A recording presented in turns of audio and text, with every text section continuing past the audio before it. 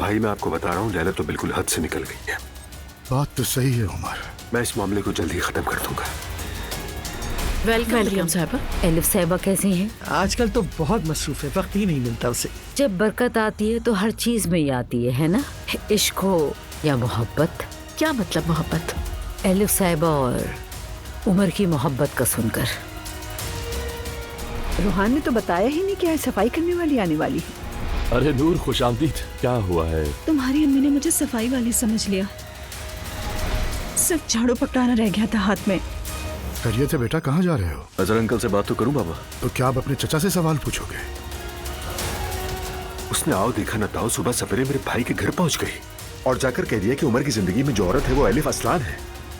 मेरा सबसे बड़ा मसला, सबसे बड़ी फिक्र ज़ैनब है। मैं उसे बिल्कुल खोना नहीं चाहता। एलिफ और उमर का क्या मतलब?